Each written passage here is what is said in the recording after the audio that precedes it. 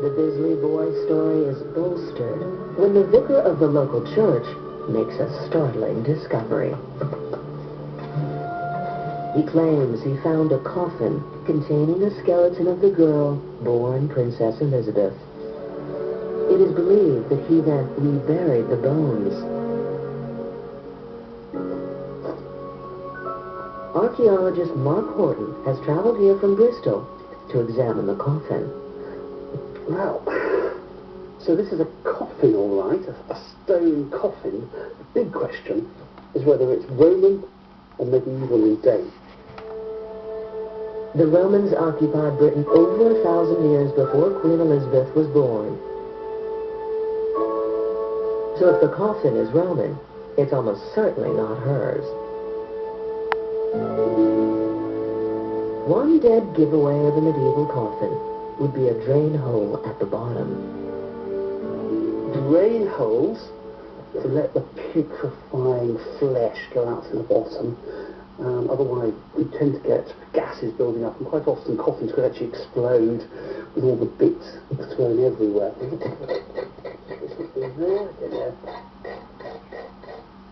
Ah, it is. Horton can now deduce the approximate date of the coffin. The fact it's got drain holes in the bottom makes certain that it's a medieval coffin rather than, say, a Roman coffin. There are lots of Roman coffins around here. This is an area much occupied by the Romans. So the fact is, this is a medieval coffin, and I would judge it to date between the 13th and early 14th century. That would be around 200 or 300 years before the young Elizabeth was said to have died at Bisley, around 1543. Despite his skepticism, Horton says the age of the coffin doesn't completely rule out the possibility that Elizabeth was buried in it. Whoever was in there would have been reusing the coffin from 200-300 years before.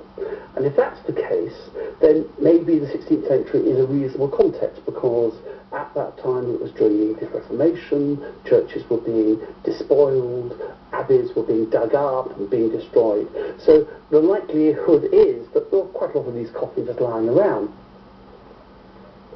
If it were the case that Princess Elizabeth died here, the body would have to have been buried very quickly, and therefore the body would have been put in a possibly an existing coffin.